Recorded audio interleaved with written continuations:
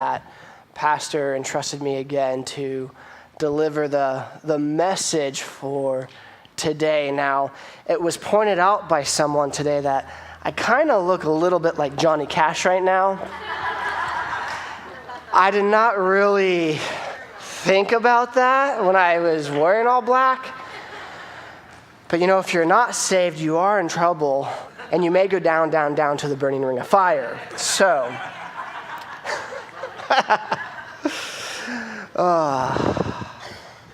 God help me. Thank you. No.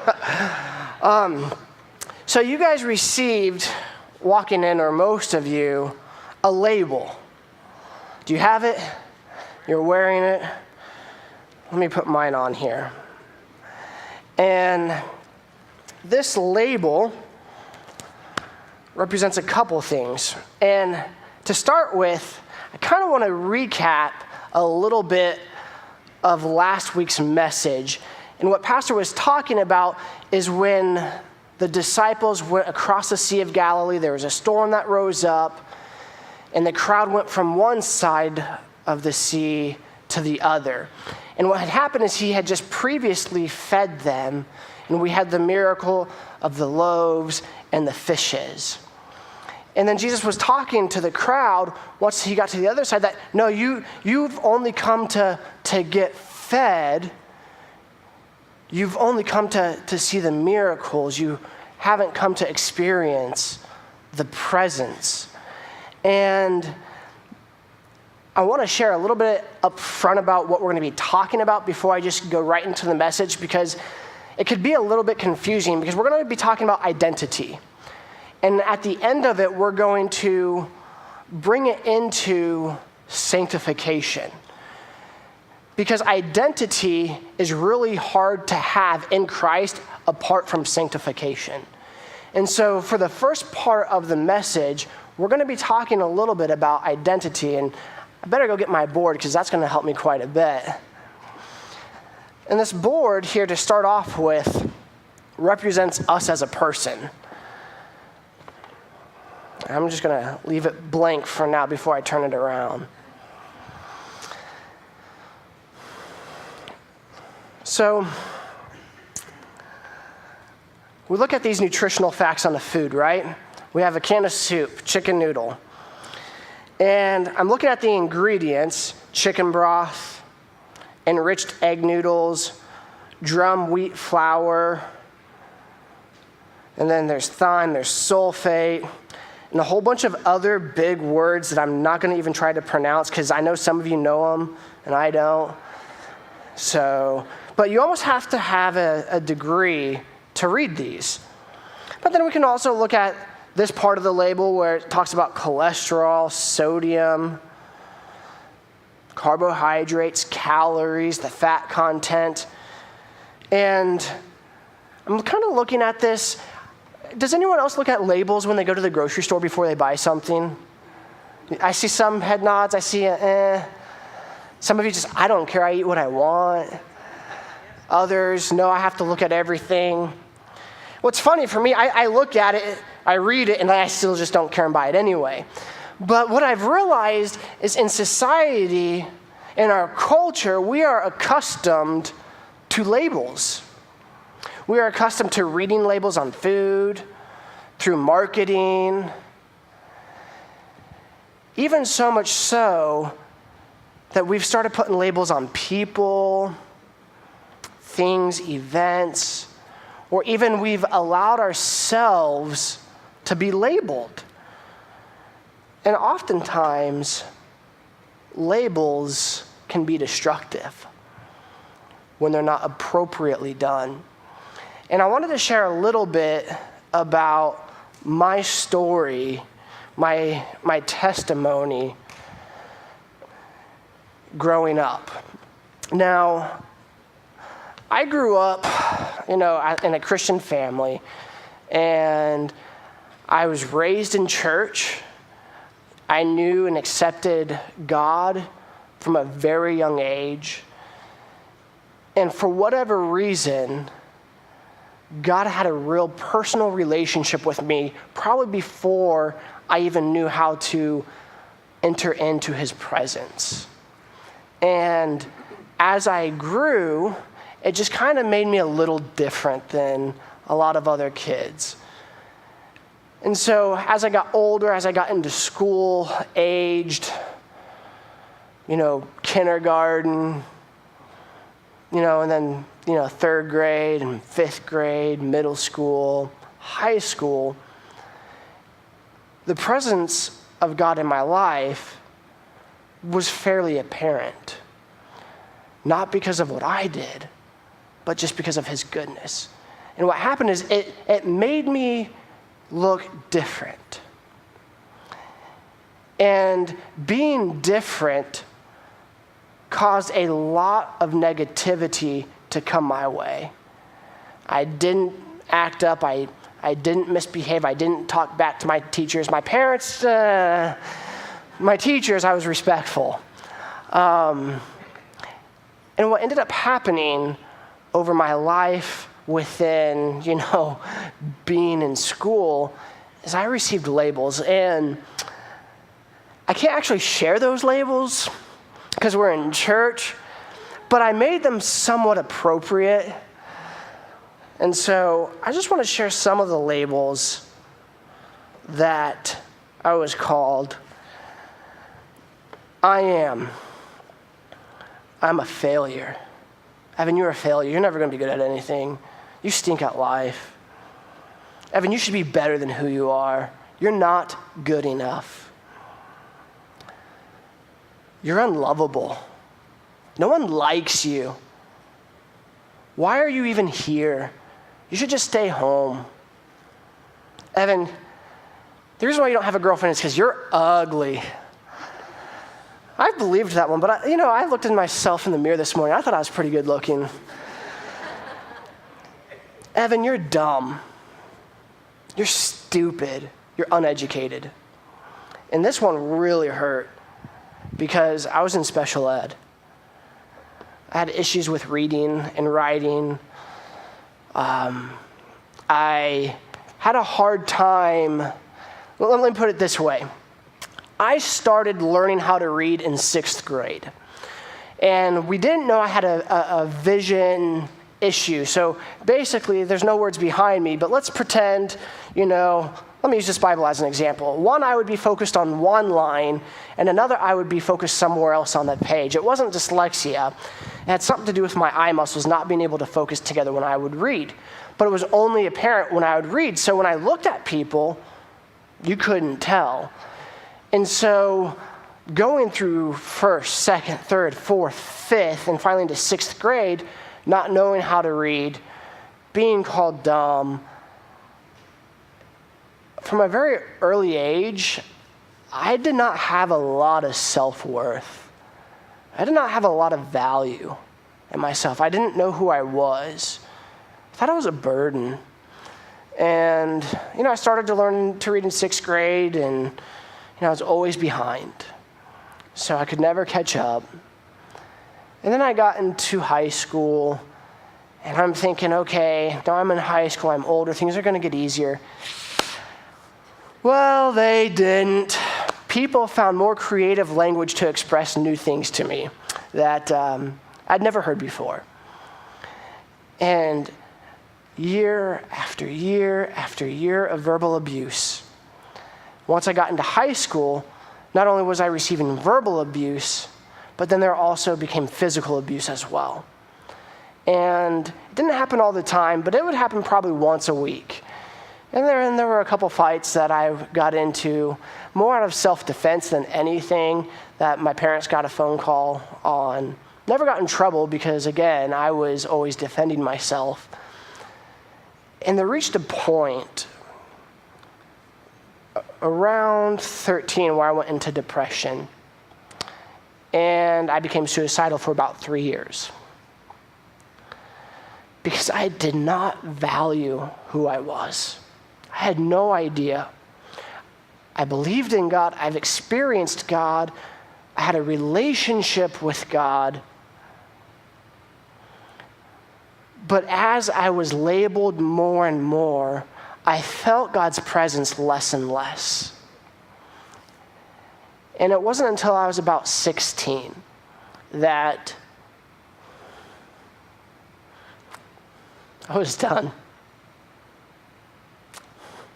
And I remember I was going to go get the gun.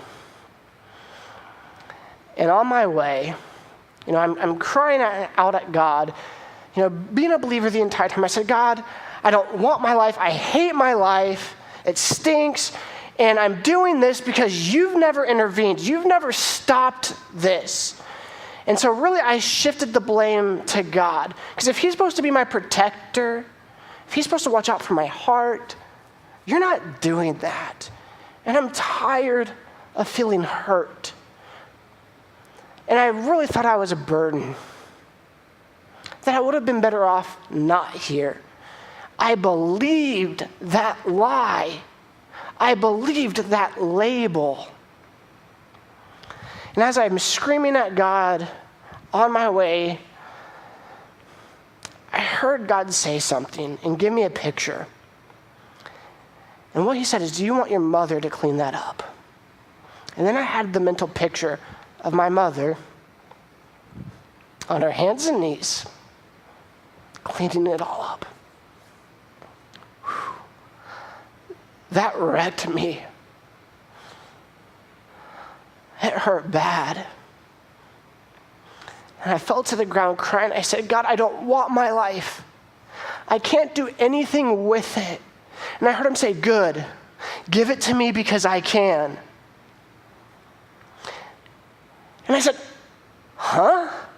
But I'm already a Christian. I already believe in you. I've already given you my life. He goes, yes, but you haven't surrendered your life. You haven't surrendered your hurt. You haven't surrendered your pain. And okay. So I started this process of surrendering my pain and my hurt to God. And it was a process. And I told God right away, I said, okay, if this is the journey that you have me on, then I don't want to go through counseling. You have to heal me of suicide immediately. And for me, he did. And there's nothing wrong with counseling by any means. And I would encourage, if anyone ever feels that way, to go seek it. I was just afraid that going to get counseling would add another label. And I did not want to do that. So God healed me of suicide immediately. And I had to work at releasing forgiveness, the hurt, the pain, all because of labels.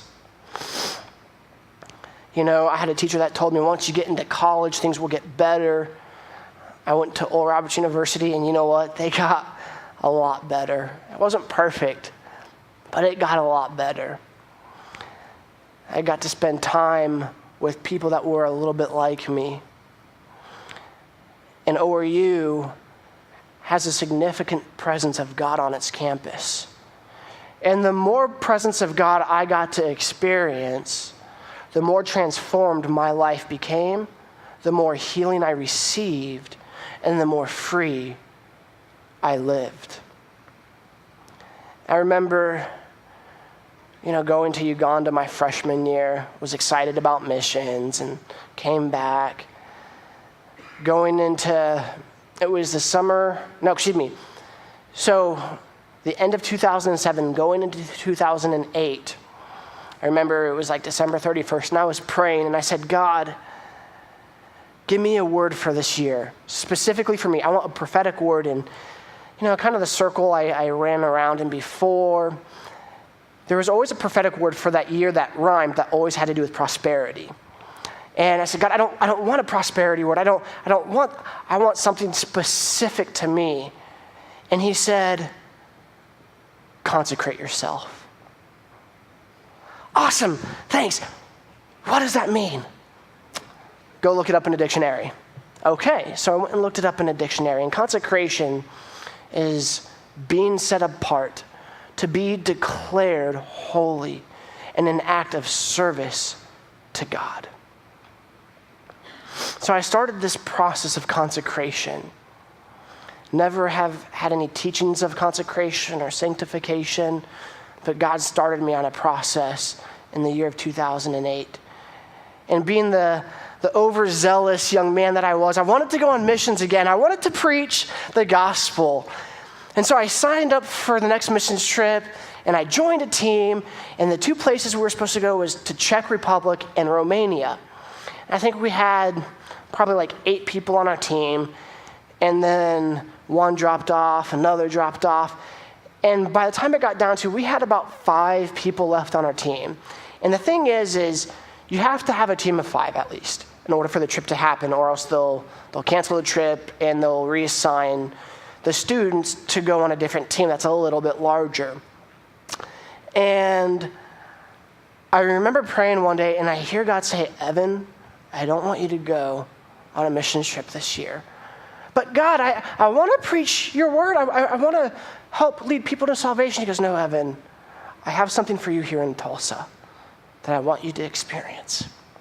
Okay. So I went and told my team leader, and he's like, oh, no, I don't think this is God. Our trip is going to get canceled. You're the last person if you drop out. And in his effort, he didn't, as the team leader, want the trip to be canceled. And there was a little bit of a guilt trip there. But I knew I heard God.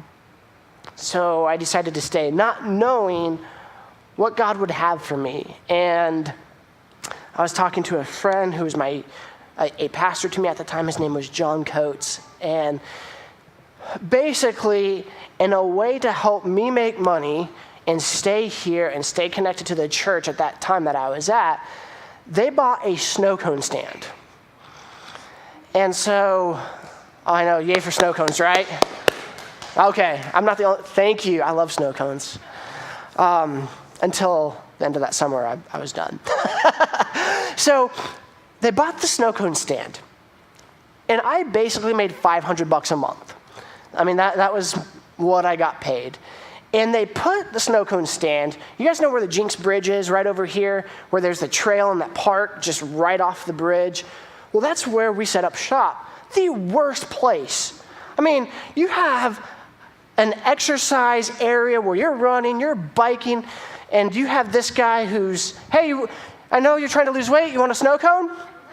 Hey, you want a snow cone?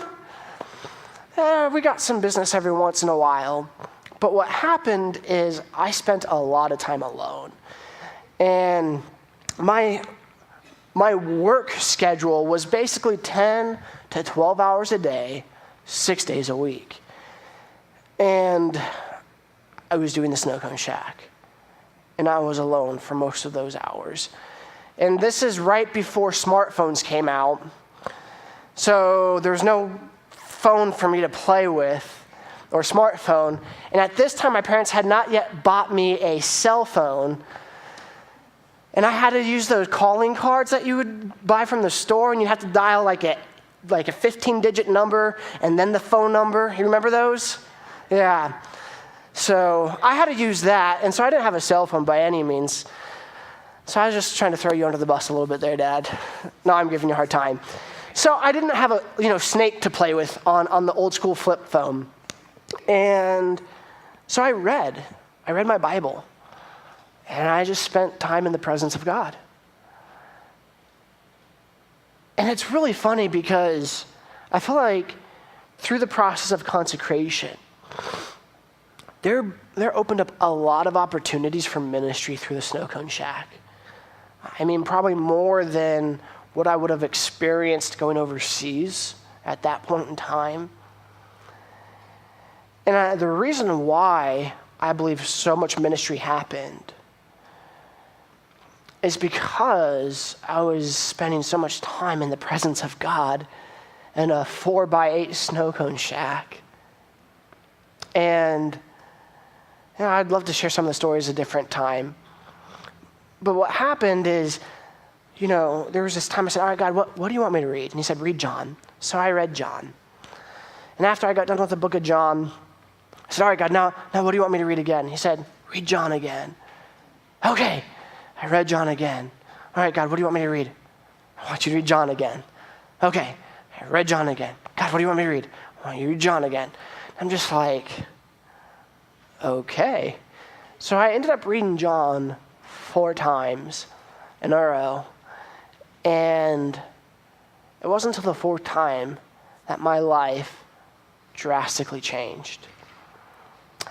It was in that moment of reading several different scriptures and correlating them back and forth that I had an awakening of God's love in my life, where I legitimately felt his presence, and it went from something I knew to something that was alive in me. Because we can have experiences of God's love, but then they just become memories. When we experience God's love in such a way that it becomes living and alive in us, then it sticks with us a little bit longer. And that's kind of what happened to me. And I want to read a scripture here, and it's John 15, starting in verse 5. It says, I am the vine, you are the branches. If you remain in me and I remain in you, you will bear much fruit. Apart from me, you can do nothing. If you do not remain in me, you are like a branch that is thrown away and it withers. Such branches are picked up, thrown into the fire and burned. If you remain in me and my words remain in you, ask whatever you wish and it will be done for you. This is to my Father's glory, that you bear much fruit, showing yourselves to be my disciples. And that was my epiphany moment when I realized I had not fully been abiding in his presence. I claimed to be a branch, but I wasn't producing much fruit. I had a lot of hurt. And at that moment, when God's love became so real to me, things started changing. I started becoming smarter. And I'm serious. Like, I remember sitting in my first class at ORU leading to my junior year, and it was ethics. And up until this point, when the teacher would talk, I had a hard time with comprehension. And I felt like I was on track, and I can't remember specifically what he was saying. And then I raised my hand. And I said, so what I'm understanding you say is this, this, and this. And I can see it going this direction. And immediately, just like Satan is, he uses people, the class starts laughing at me. Evan, that's so dumb. How could you get that conclusion from this? And I started curling up. And my teacher goes, wait, Evan, you are exactly right, but we're getting there in about 4 classes. And then all of a sudden, I realized something. Since I spent so much time in prayer, so much time reading, God literally healed my learning disabilities. So when I entered college, I had a 7th grade reading level. Can you imagine sending a 7th grader to college?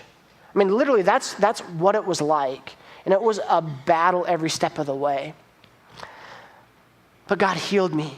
Academics became a little bit easier. And I noticed God's healing. And so what happened, through this period of time,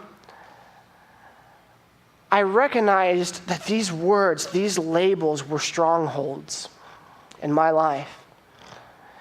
And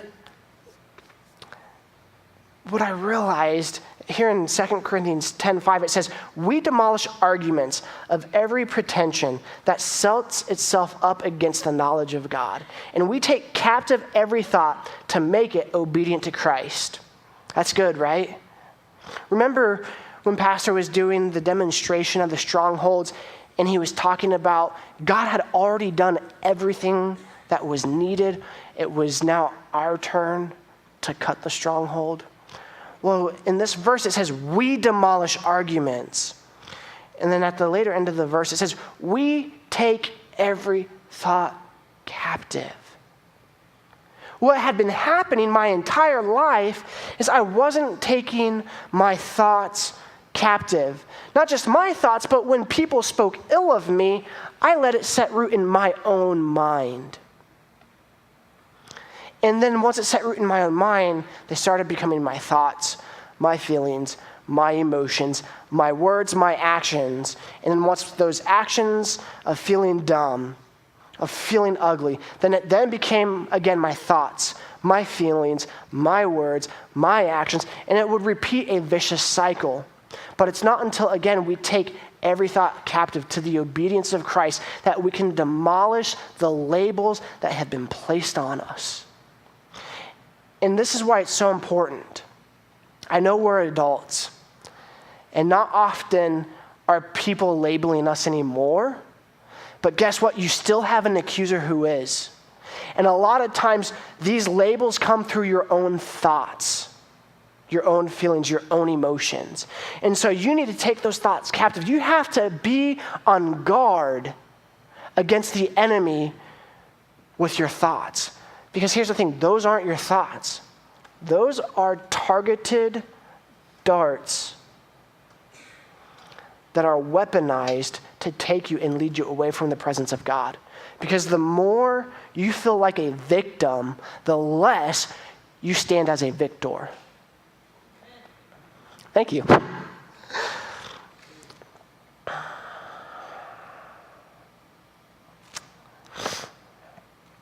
All right, let's see here. So let's just pretend that we are relabeling. Oops, there goes attack. We're just going to relabel ourselves right here. Thank you. So,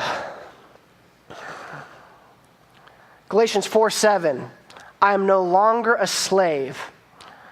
I am a child of God. I am relabeled. Get rid of those. All right. 2 Corinthians 5:17 shows us, I am a new creation. I am relabeled. I am a friend of God. I am a friend of Jesus. I am relabeled. I am a saint.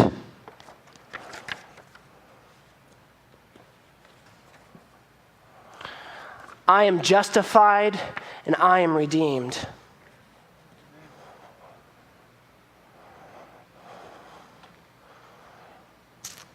So, I am. Why is I am so important? Because it holds power.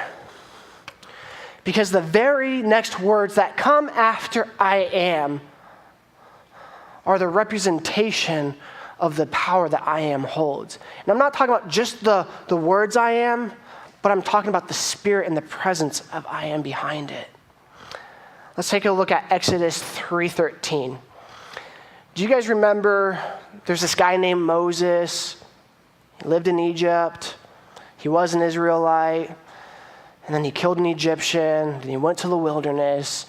And he became a shepherd for many, many, many years. And towards, I believe it was his 80s, there was this burning bush event that happened. Do you remember this guy, Moses? So in Exodus 3:13, Moses said to God, and this is after the conversation of go set my people free. Moses said to God, suppose I go to the Israelites and say to them that the God of your fathers has sent me to you. And they ask me, what is his name? What shall I tell them? God said to Moses, I am who I am. This is what you will say to Israelites. I am has sent you. God had also said to Moses, say to the Israelites, the Lord, the God of your fathers, of Abraham, of Isaac, and of Jacob, has sent you. This is my name forever, the name you shall call me from generation to generation. I am. I am also means I will be who I will be. And this is why this is significant, because Moses was questioning God. Who should I say you are? You know, with Egypt, there's a lot of idols and a lot of false prophets and teachers. But the thing is the reason why this plays such a significant role, God is a God who has many names. And those names have different attributes and mean different things. So when Moses said to God, who are you? Who should I say is sending me? Moses is questioning the very traits and existence of God. Here's some names of God. El Shaddai, Lord God Almighty. El Elyon, the Most High God. Adonai, Lord, Master. Yahweh, Lord Jehovah. Jehovah Nisi, the Lord my banner. Jehovah Raha, the Lord my shepherd. Jehovah Raha, the Lord that heals. Jehovah Shammah, the Lord is here. And the next one I can't pronounce, but it means the Lord our righteous. El Olam, the everlasting God. Elohim, God. Quanah means jealous. Jehovah Jireh, the Lord will provide.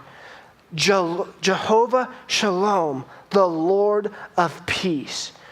Jehovah Sabaoth, the Lord of hosts. Jehovah Mekodishkem, the Lord who sanctifies. When Moses questioned, okay, I know who you are, but who should I say you are?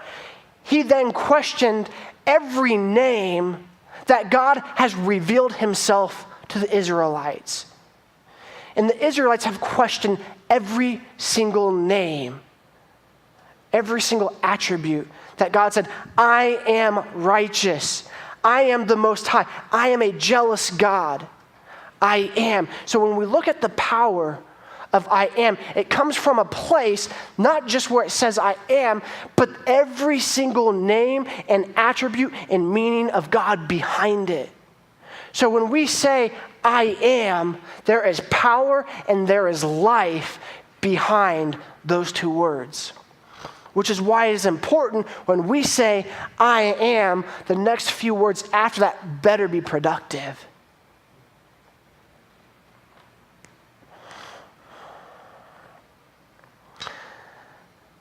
So the part about sanctification.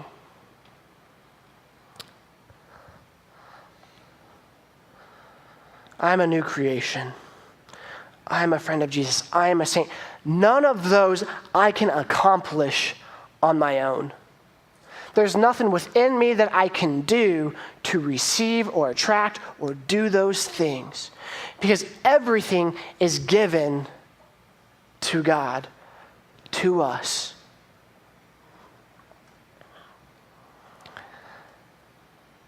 We are transformed into those things by the renewing of our mind.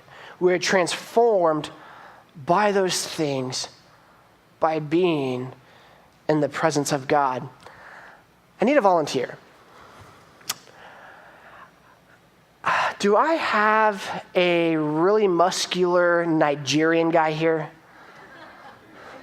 Is there a muscular Nigerian guy? You know I'm talking about you. Come here. You can flex as you walk up. Go for it.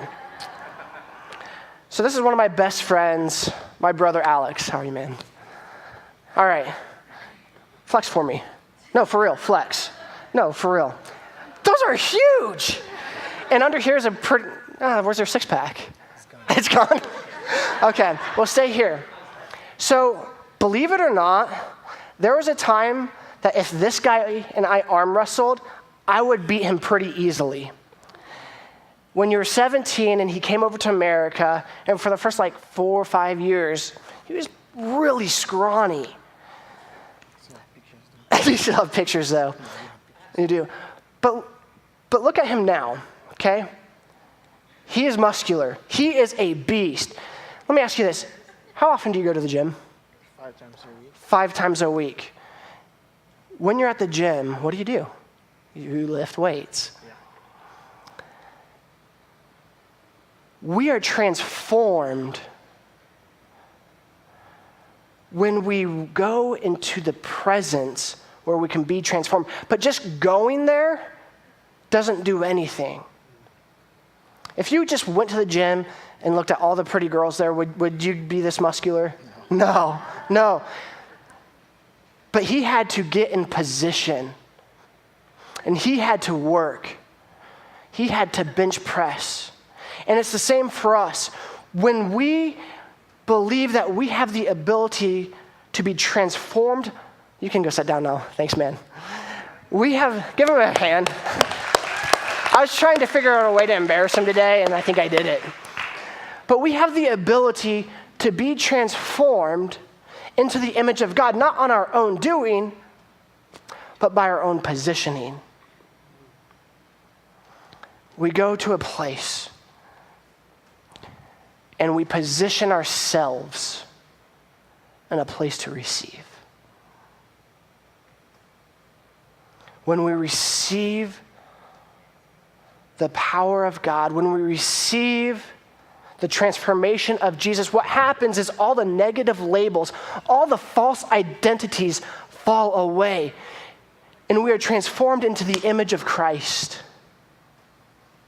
The old is gone, the new has come. It's no longer I that lives, but Christ lives in me. It reminds me of John 3:30, and I'm going to read it. He must become greater, and I must become less. Another version says he must increase, and I must decrease. And the reason why it's he must increase is because if we put I must decrease first, then it was about us.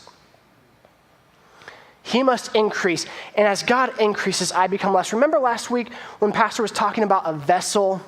And the only way for us to have more of God in that vessel is for the vessel to be empty.